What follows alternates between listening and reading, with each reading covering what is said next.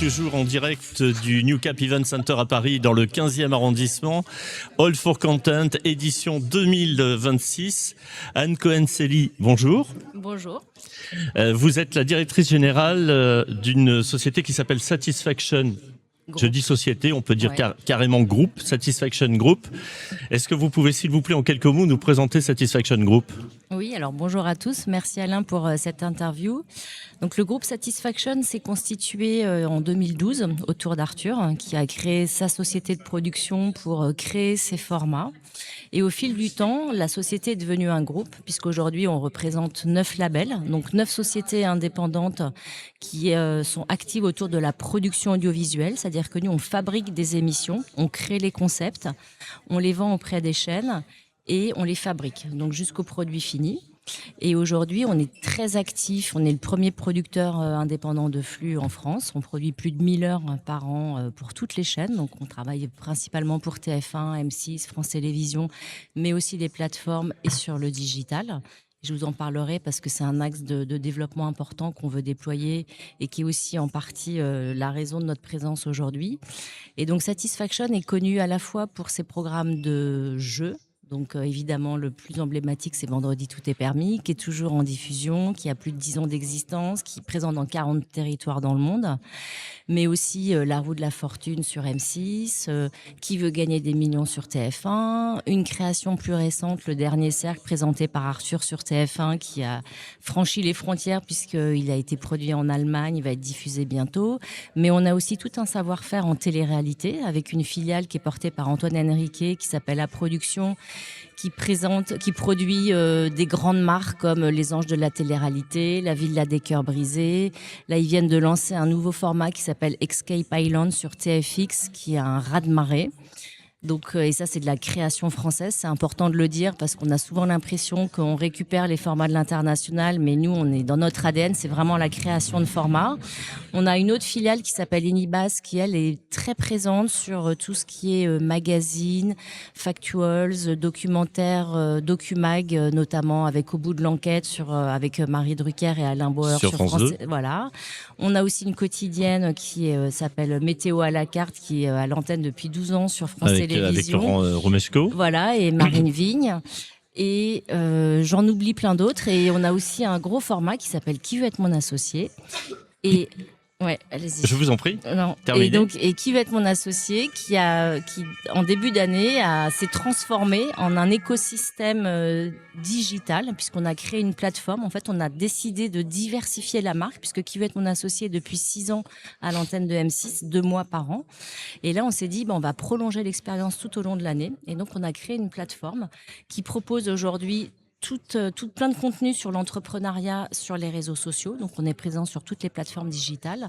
On a lancé 2 masterclass, 2 formations. Une en collaboration avec l'ESCP, qui est une formation certifiante, qui s'appelle Extension Entrepreneuriat avec Qui veut être mon associé.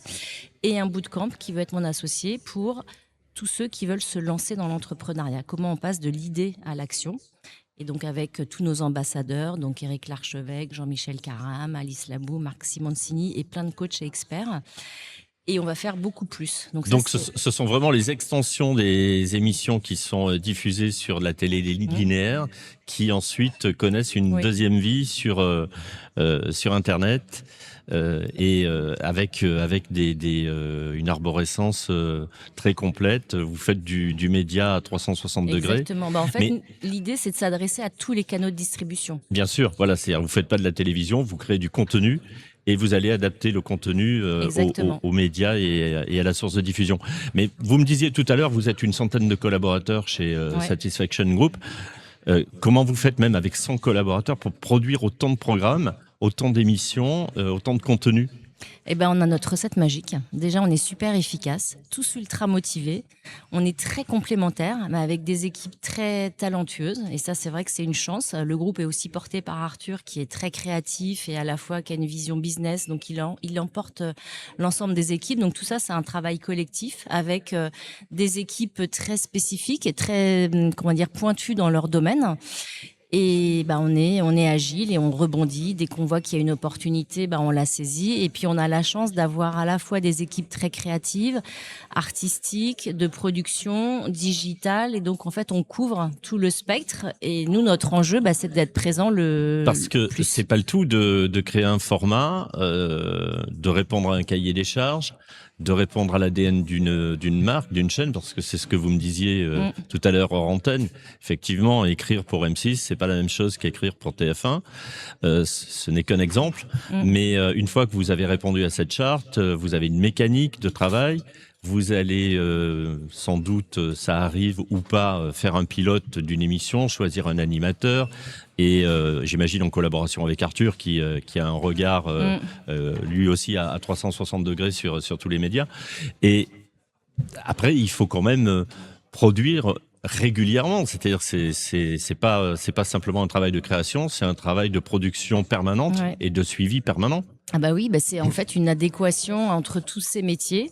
Et nous, notre savoir-faire, c'est justement d'arriver à créer ce flux de manière fluide. Et comme vous le disiez, c'est un travail d'orfèvre. C'est pour ça qu'on a vraiment des équipes très spécifiques qui vont sortir. Les équipes du développement, elles vont écrire ou penser un format ou adapter un format si c'est une adaptation. Elles vont travailler en direct avec les équipes artistiques qui, elles, vont réfléchir au visuel de l'émission, au déroulé, aux intentions de décor, l'habillage, la lumière. Après, les équipes de production vont aussi venir se greffer pour deviser l'ensemble et voir quelle est l'équation budgétaire qui est possible en adéquation avec ce que la chaîne est prête à payer. Et puis après, une fois qu'on présente, tout l'enjeu, c'est de décrocher la commande, parce que quand on crée 10 formats, il y en a peut-être qu'un seul qui va partir en diffusion. Donc c'est un travail de fond. Mais effectivement, alors j'imagine que ça va dans les deux sens. Vous pouvez de vous-même aller proposer aux chaînes des formats originaux. Et puis les chaînes peuvent être en même temps à l'origine proactives, à la demande, venir vous consulter, vous concerner, vous impliquer, pardon, et vous demander de, réfléchir peut-être à l'idée de remettre à l'antenne tel type d'émission. Donc il y a, j'imagine, un dialogue permanent entre vous et tous les groupes avec tous les groupes audiovisuels de l'audiovisuel. Exactement. Nous, on est en lien permanent. Donc, les équipes du développement sont en lien permanent avec les équipes éditoriales des chaînes. Donc, nous, on les nourrit avec plein de propositions. Et à l'inverse, elles peuvent nous dire, on cherche une émission de prime time divertissante, plutôt du jeu, plutôt du factual. Il y a un peu de tout, oui. Il y a du divertissement, il y a donc dans le divertissement, il y a du jeu. Il y a des émissions qui sont issus de formats existants qui vont être ensuite réactualisés. On parlait du cas qui veut gagner des millions, par exemple. Qui veut gagner des millions ou la roue de la fortune. Il y a des nouveaux formats, il y a des primes. Donc vraiment, ce sont des exercices très différents. Et dans le même temps, on peut aussi venir vous solliciter pour des émissions de télé-réalité. Mais vous restez pas seulement dans le divertissement, parce que j'ai cru comprendre, puisqu'on parle de France 2, on parlait de France 2 tout à l'heure, où on est sur une émission qui est un petit peu plus journalistique, avec du documentaire, de l'enquête. Et là, c'est encore un autre exercice. Exactement. C'est pour ça que c'est des équipes encore différentes. Et notre constellation fait qu'on a des savoir-faire très spécifiques, mais pour répondre à l'ensemble des propositions de flux pour les chaînes. Et vous travaillez sur Paris, sur plusieurs sites. Oui. Vous arrivez à coordonner l'ensemble de tous ces intervenants. Oui, alors après, chaque filiale est très indépendante. C'est un peu dans le fonctionnement et qui fait notre spécificité. C'est-à-dire que Satisfaction, c'est la société de production historiquement d'Arthur et la maison mère. Et en dessous, donc, vous avez toutes ces filiales. Mais chaque filiale, elle opère indépendamment parce qu'elle a ses compétences. Et on considère que la création, elle vient parce que les équipes sont libres et ont une capacité de proposer de manière très autonome. Et nous, on peut être là en renfort si on a besoin d'optimiser ou de réfléchir sur des mutualisations de plateaux, ou si les équipes de développement peuvent donner un coup de main parce qu'il y a un besoin particulier, ou s'il faut répondre à un appel d'offres, et on peut tous se mettre ensemble pour se dire on essaye de faire la meilleure proposition ensemble. Donc l'idée, c'est de utiliser les synergies au maximum tout en laissant la liberté créative de chaque filiale. Et après, j'imagine qu'il y a tout l'aspect juridique derrière. derrière tout ça, puisque lancer une émission sur une chaîne spécifique, sur un groupe particulier, c'est une chose, mais on imagine que lorsque une émission est diffusée sur M6, elle est potentiellement rediffusée ou rediffusable plus tard sur W9 ou sur Sister. Donc ça laisse supposer qu'il y a un cadre juridique très particulier auquel il faut bien... c'est un peu le combat de tous les jours aujourd'hui avec les chaînes, parce qu'en plus avec la démultiplication des canaux de distribution, et notamment toutes les chaînes ont créé leur plateforme digitale, TF1+, M6+, France.tv, BFM, RMC Replay. Bien sûr. Et aujourd'hui, c'est des droits qu'ils veulent capter, et nous, historiquement, on gardait ces droits-là. Donc c'est un peu un jeu de négociation qui est parfois complexe. Après, on comprend parce qu'il y a moins d'argent auprès des chaînes traditionnelles, donc elles ont besoin aussi de déployer des ressources nouvelles et puis faire partie du digital. Donc c'est un petit travail pas simple, pas toujours. Il n'y a pas simple. Des moments où vous êtes très débordé parce que on est toujours débordé. On est toujours débordé, mais en même temps, je pense qu'on est. Alors vous êtes débordé, mais vous êtes sur ce salon cette année pour la première fois sur le salon All for Content. Qu'est-ce que vous attendez vous de ce salon en particulier? Alors il y a deux choses. La première, c'est que Satisfaction n'est pas encore, je pense, assez connu auprès des marques, même si on fait plein de choses pour les marques de manière ponctuelle. Vous êtes un peu dans l'ombre, oui. On est un peu dans l'ombre. Dans l'ombre de marques très connues et très exposées. Voilà, parce qu'on est très occupé. Comme je vous le disais, notre cœur business nous prend énormément de temps. Mais là, avec la démultiplication des canaux de distribution, le digital, YouTube et tous les réseaux sociaux, il y a une opportunité incroyable pour les marques aujourd'hui d'adresser une audience de manière beaucoup plus pointue et ciblée. Et qui de mieux que Satisfaction, qui nous faisons ça tous les jours pour les chaînes de télé, puisqu'en fait elles nous disent voilà, nous notre audience, comment on veut capter une audience qui sera la plus élevée possible, et nous notre travail c'est justement d'adresser au mieux cette audience-là. Donc pour les marques c'est exactement la même chose, et la chance c'est qu'avec toutes ces diversifications, on peut, le champ des possibles est énorme, et on est là aujourd'hui, et notamment les équipes sont là pour présenter les use cases qu'on a fait et qu'est-ce qu'on propose pour que les marques viennent nous voir, parce que je pense qu'on a beaucoup à leur apporter. Voilà, et dans le même temps, la télé linéaire, elle évolue, elle change. Oui. Elle se diversifie aussi, on parlait des plateformes, elle va sur les réseaux sociaux, donc on est encore une fois sur du global media. C'est un peu votre rôle d'accompagner ces marques-là, et j'imagine d'anticiper un petit peu ce qui peut se passer demain, la façon dont on sait qu'il y a une audience, une petite érosion de l'audience de la télé, un public qui est un peu statique, et les jeunes notamment vont de plus en plus sur les réseaux sociaux. Donc tout ça, c'est à prendre en considération. Exactement. Et dans votre réflexion et dans votre démarche et dans la façon dont vous produisez vos programmes. Exactement, on a plein d'exemples. Là, typiquement, je vous parlais d'Escape Island qui a été lancé sur TFX, qui est une télé-réalité qui a un raz-de-marée. Ce programme, il a été pensé en 360 dès le départ, c'est-à-dire qu'avant la diffusion du programme, les candidats se sont présentés, ont fait du teasing sur leur propre réseau. Donc eux, ils ont déjà une communauté. Donc ça fait ça a mobilisé une communauté très importante. À J-10, il y a eu du teasing aussi qui a été fait à la fois sur TF1+, et puis à travers les candidats. Pendant l'émission, on propose aussi des contenus inédits sur les réseaux sociaux. TF1+ propose aussi des contenus un peu bruts, non montés, des coulisses. Donc c'est pour montrer aussi... Oui, c'est du contenu additionnel qui va se greffer sur les plateformes comme TF1+ ou M6+. Et donc en fait, ça crée une amplification incroyable en termes d'audience. Et on a fait aussi, pour vous donner un autre exemple, sur Qui veut être mon associé, pour la marque Revolut, on a créé une mini-série de 4 épisodes avec le talent Inoxtag. Et en fait, le jury, il y avait Inoxtag et d'autres candidats, et dont le CMO de Revolut, qui était membre du jury.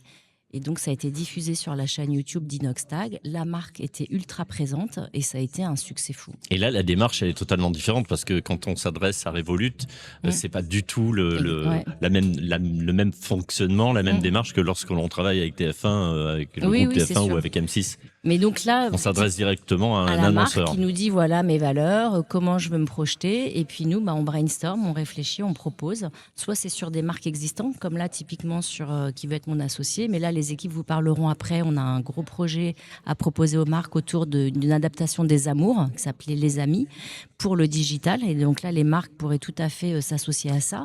Et après on peut vraiment réfléchir à des séries d'envergure où la marque est au cœur de l'édito. Alors, vous êtes sur ce salon, vous allez faire des rencontres, j'imagine. Vous allez peut-être participer à une conférence ou à un atelier, oui. Sans doute. Si, en un mot, vous deviez qualifier ce salon All for Content, vous êtes, je sais, une première, vraiment pour la première fois sur ce salon, vous diriez quoi? L'adéquation. L'adéquation, c'est bien. Voilà. Et juste une dernière chose, Bien sûr. nous, auprès des marques, on a nos talents, c'est la force créative, la capacité d'écrire, de narrer une histoire, de transformer des valeurs en écriture.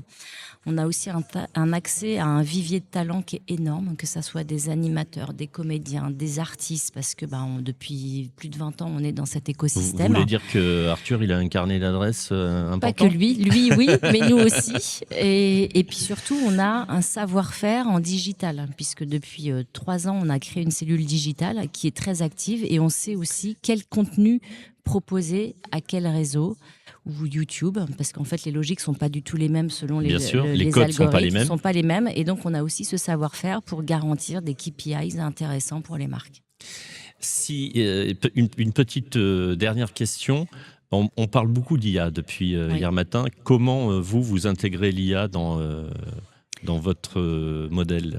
En fait, l'IA, c'est un accélérateur au service de la création. Nous, on l'utilise... Accélérateur et facilitateur? Oui, facilitateur, pas forcément, mais en tout cas, ça permet de nourrir une réflexion. Ça permet aussi de suggérer des choses et en fait de gagner du temps. De gagner du temps, exactement. Et donc, on explore plein de choses et c'est vrai que ça accélère pas mal de choses. Anne Cohen-Scali, merci beaucoup d'être venue sur ce plateau ce matin. Et puis, j'ai envie de vous dire, je vous souhaite plein de bonheur, plein de chance et plein de belles choses. Mais je pense que vous êtes très occupé, donc... j'espère que l'année prochaine, on reviendra pour vous raconter toutes les créations qu'on aura fait pour les marques. Les nouveautés. Et il n'y a pas de scoop particulier avant de partir on a parlé des amis, mais... Non.